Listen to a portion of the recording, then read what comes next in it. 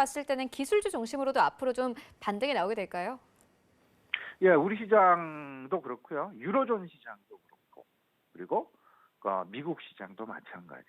대다수의 시장들이 기술주 중심의 어떤 그 소위 말하는 중소형 기술주 중심의 어떤 그 매기가 지금 지속되고 있다라고 보셔야 될 것 같습니다. 우리나라도요, 코스피 지수의 어떤 그 반등 국면과 코스닥 지수의 반등 나타나는 그런 모습들이 미국의 다우지수나 S&P 500의 모습과 그리고 나스닥의 확연한 V자 반등의 모습과는 분명히 구분되어지는 모습이 나타나고 있다라는 점.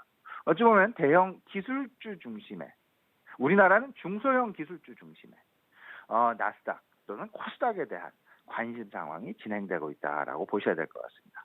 물론 앞서서 말씀을 드렸지만 미국 시장 나스닥 지수는 2.06% 하락하는 지난밤의 모습이 나타났지만 그럼에도 불구하고 시장은 전통적인 어떤 그 대형주를 추구하는 그런 모습보다는 지금 현재 혼조 내지는 혼돈 양상 그리고 과도 양상이기 때문에 지금 현재의 상황에서는 기술주 중심, 기술주가 결국은 답이다라는 그런 한 목소리가 나타나게 되면서 기술주로의 관심은 지속되고 있다라고 보셔야 될 것 같습니다.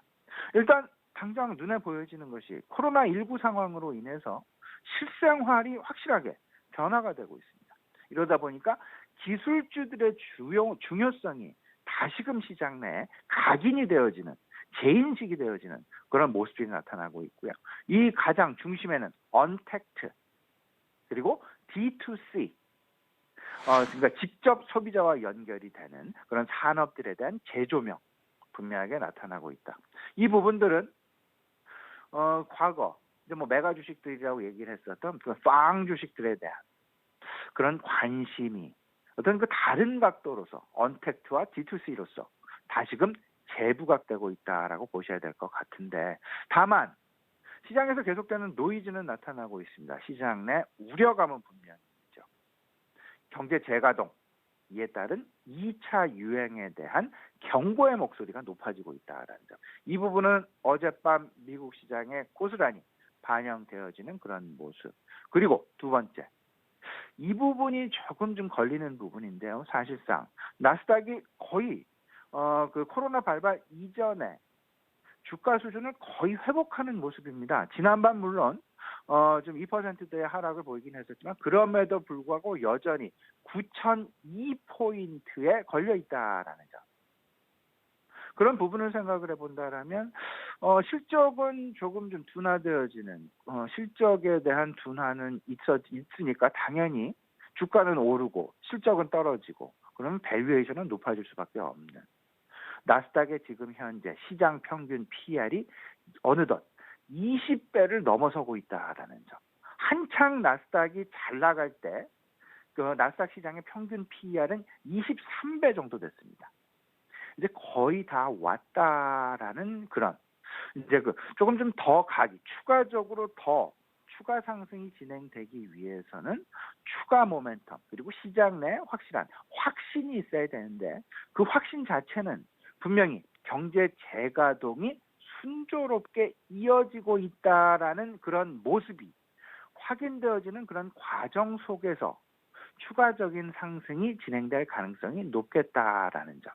그렇기 때문에 지금 현재 상황 어찌 보면 경제 재가동 기대라는 부분과 우려라는 부분으로 나뉘어져서 생각이 될 수 있는데 우리나라나 중국이나 독일이나 2차 유행에 대한 위험 지금 나타나고 있죠. 우리나라는 이태원 집단 감염 다시 좀 물론 정부 상당 부분 노력을 하면서 재발 방지를 위해서 상당 부분 어떤 그 최선의 노력을 하고 있지만 그럼에도 불구하고 시장은 여전히 걱정이 앞서고 있는 그런 상황이다라는 점. 중국에서도 우한 지역에 대한 집단 감염 상황이 발생이 됐습니다. 독일에서도 마찬가지죠. 양로원을 중심으로 해서 집단 감염 상황이 지금 독일은 유로존 지역에서 가장 먼저 봉쇄령을 완화한 국가입니다. 그러다 보니까 독일 유로존을 보려면 독일 지역을 우리가 집중할 수밖에 없는데 독일 양로원을 중심으로 다시금 2차 감염 2차 집단 감염, 2차 유행에 대한 우려감이 조금 좀 커지고 있다. 하지만 그럼에도 불구하고 분명한 것. 우리를 비롯해서 유로존도 그렇고요. 중국도 그렇고요. 경험치를 분명히 가지고 있습니다. 어떻게 대응을 했었는지. 그리고 어떻게 대응을 하면 더 효과가 있었는지. 지난 2월, 3월 그리고 지금 현재 4월, 5월까지 소위 말해서 초창기 코로나19 발발 초창기에는 사실은 어떤 그 방향성을 명확하게 정하지 못하고 우왕좌왕하는 그런 모습이 나타났었지만 지금 현재는 나라마다 매뉴얼을 확고히 정해놓고 그 대응 체계를 충분히 만들어 놓고 있기 때문에 경험치를 확보한 상황에서의 어떤 그 시장 변동성 좀 제한적이지 않을까라는 생각 좀 가져보게 되고요. 코로나19는 일단 그 확산 과정은 일단 멈춰서 있다. 지금 시장에서 걱정하고 있는 것은 2차 감염에 대한, 2차 유행에 대한 우려이지 1차 유행이 계속해서 확산되어지는 것은 아니다라는 점. 그 이야기는 거꾸로 얘기하면 최악의 상황은 일단 지난 것으로 평가가 되고 있다. 그러면 여기에 경제 재개라는 기대감과 또 더 나아가서 유동성 확대, 유동성 팽창에 대한 효과가 가미가 되면서 어떤 그 경기 회복의 가속도가 붙을 가능성이 있을 것이다.